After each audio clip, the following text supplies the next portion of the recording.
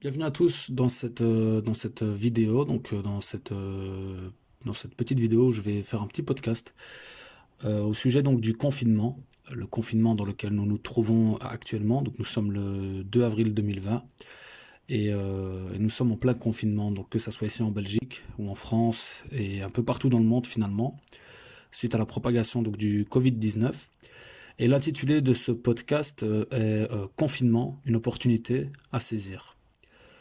Alors effectivement, je considère que ce confinement est une opportunité à saisir. Pourquoi? On va le voir ici dans ce podcast. On va voir un petit peu différents points qui me donnent envie de dire que ce confinement est une opportunité à saisir. Alors tout d'abord, ce qu'on constate clairement, c'est que beaucoup d'entreprises ont dû être à l'arrêt. Beaucoup même de salariés ont dû soit faire du télétravail, soit rester chez eux. C'est un petit peu le slogan qui circule beaucoup actuellement. Restez chez vous, restez chez vous, restez chez vous. Donc pour une grande partie des secteurs, pour les métiers dits non essentiels au fonctionnement de la société. Alors ça n'est pas péjoratif, il faut déjà éclaircir ce point-là. Ça n'est pas que les métiers que vous faites, si vous êtes confiné chez vous, n'ont pas d'utilité dans la société. Bien entendu, chaque corps de métier a son utilité. Maintenant, voilà, il y a des secteurs qui sont indispensables au fonctionnement de la société. On le voit, les secteurs de la santé, à l'occurrence aujourd'hui en pleine crise sanitaire. Et alors voilà, le secteur de l'alimentation, donc tout ce qui est alimentaire, tout ce qui est sécurité, la police, les pompiers, les ambulanciers bien entendu, et autres. Donc pour les personnes donc, qui sont confinées, clairement, ça je pense que tout le monde l'a constaté, c'est un moment, c'est un moment où on a clairement plus de temps. On a plus de temps libre. Alors plus de temps libre pour pouvoir se recentrer sur soi-même. Pour pouvoir un petit peu refaire le point, se recentrer sur soi-même. C'est un moment assez particulier parce que nous sommes donc face à un phénomène qui a bouleversé le monde en très peu de temps, auquel très peu de gens s'attendaient, même les gouvernements, même les autorités qui nous représentent ont été un petit peu dépassés par la situation.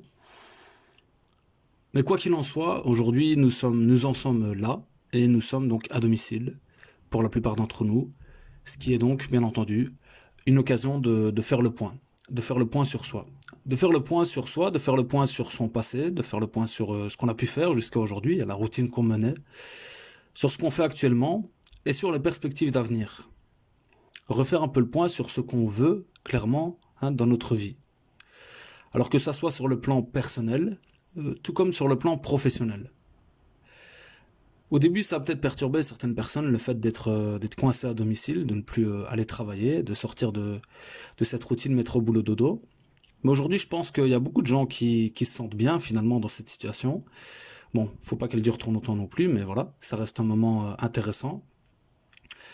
Et pour qui c'est l'occasion donc de faire justement, voilà, de se faire la réflexion, de se dire, tiens, moi je travaillais comme un fou, comme un malade. Est-ce que c'est ça que je veux?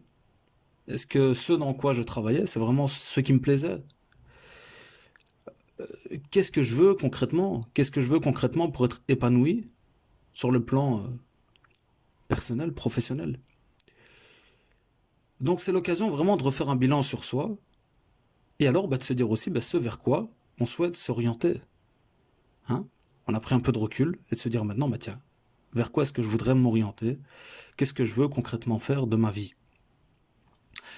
Et donc, automatiquement, se recentrer sur soi, ça veut aussi dire se former, regarder, avec maintenant en plus les formations en ligne, donc il y a énormément d'opportunités, de facilités pour se former en ligne, de se dire, tiens, en fonction de ce qui m'intéresserait réellement, c'est l'occasion aujourd'hui de me former vers soit voilà, des domaines dans lesquels on pourra avoir des affinités, ou alors vers des domaines qui pourraient être plus porteurs.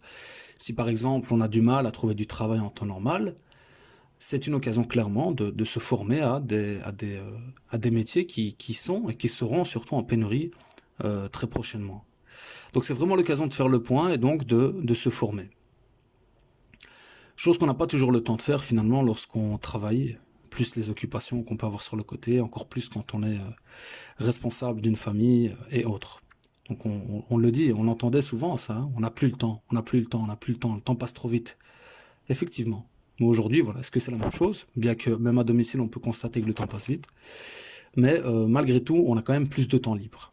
Donc ce temps libre, déjà, peut nous permettre donc de nous recentrer sur nous-mêmes et alors de chercher après des formations, des domaines dans lesquels on pourrait avoir de l'affinité et tout simplement se former.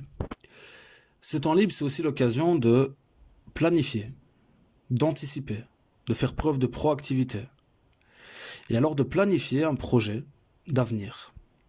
D'avenir proche, hein, parce que bon, l'avenir dont je parle ici, c'est l'avenir après confinement. C'est-à-dire que dès que le confinement va se terminer, il va falloir se relancer dans le système, hein, dans la vie active. Et donc, c'est le moment de planifier un projet. Planifier éventuellement un projet d'entreprise. Profiter de ce temps libre pour se préparer. Pour se préparer, pour se documenter, on a parlé de se former, pour analyser un petit peu qu'est-ce qui serait intéressant de faire. Alors si vous avez déjà un projet dans un coin de votre tête, que vous souhaitiez déjà développer, bah, clairement, concrètement, c'est le moment de s'y mettre. C'est le moment de se pencher dessus. D'accord? Parce que, à nouveau, quand on travaille, on n'a pas le temps. On n'a pas le temps, on court. Et même si on a vraiment un projet qu'on souhaiterait concrétiser, un rêve qu'on a depuis longtemps, on trouve jamais vraiment le temps de le développer. Bah là, concrètement, excusez-moi, c'est vraiment le temps de le développer, de se concentrer dessus. Alors effectivement, un projet nécessite une planification qui n'est pas à négliger du tout. C'est une étape qui est souvent négligée par beaucoup d'entrepreneurs, mais qui n'est pas du tout à négliger. Donc, saisissons ce moment pour planifier, pour préparer notre projet d'entreprise. Alors il y a aussi un point qui me semble important, c'est que plusieurs entreprises vont fermer, ont peut-être déjà fermé, ont déjà fait faillite. Donc il va y avoir un chamboulement au niveau des secteurs, des marchés. Donc des parts de marché vont se libérer, clairement. Alors on dit que le mal des uns fait le bonheur des autres, ici c'est pas notre cas, c'est pas notre intention bien entendu, parce que ça n'a pas été de notre volonté entre guillemets. Voilà, c'est le destin de ces entreprises. Mais quoi qu'il en soit, peu importe, parlons rationnellement, hein, pas émotionnellement ici, rationnellement, des entreprises vont fermer. Ce qui fait que ça va libérer des parts de marché. Alors, à nouveau, dans cette période de réflexion, voir un petit peu quelles sont les entreprises les plus impactées dans notre ville, dans notre pays, par ce confinement, du moins par cette crise sanitaire. Excusez-moi. Donc déjà, ça rentre dans une étude de marché, dans une étude de projet, de voir bah, tiens, quels secteurs vont être les plus impactés par cette crise sanitaire. Et alors concrètement, bah, c'est entre autres aussi les secteurs où il va falloir revenir avec de nouveaux projets d'entreprise. Parce qu'il y aura donc des parts de marché à saisir. Il y aura effectivement une relance économique. Hein. On entend aussi souvent ce dicton, hein, rien de tel qu'une bonne guerre pour relancer l'économie. Hein, ici, en France, la guerre contre le coronavirus a clairement été déclarée comme étant une guerre. Donc, je pense fortement, d'un point de vue économique, que malgré tout, même si ça va impacter en partie l'économie de certains pays, ça va aussi être très profitable à une relance économique. Et ça va être une opportunité de relancer l'économie de beaucoup de pays. Il y a quand même toute une dimension de business derrière cette histoire de coronavirus. Et on le voit d'ailleurs avec la guerre qui est en train de se passer avec les vaccins, les traitements, la chloroquine et tout ce qui s'ensuit. Donc on espère qu'à travers cette relance économique, bah, il y aura également de nouvelles aides à la création d'entreprises. Hein, parce que clairement, hein, donc, pour pouvoir combler toutes ces pénuries, on espère, donc ici je ne m'avance pas du tout, mais on espère que l'État, le gouvernement, les villes vont mettre en place de nouvelles aides à la création d'entreprises, vont débloquer de nouvelles subventions.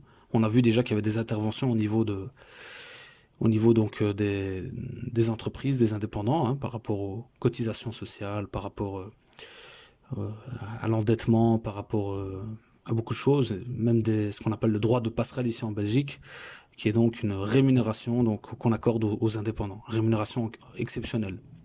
Donc il y a quand même des aides, des subventions qui sont débloquées pour essayer d'éviter au maximum que la crise économique soit trop forte. Alors je ne dis pas que ça va être la petite maison de la prairie, je ne dis pas que tout va aller comme sur des roulettes, que tout va se relancer, que tout va être top. Pas du tout, c'est pas ce que je dis ici, mais en tout cas, ce qu'on espère quand même, c'est que dans cet élan de vouloir relancer l'économie, il y aura donc des nouvelles aides à la création d'entreprises.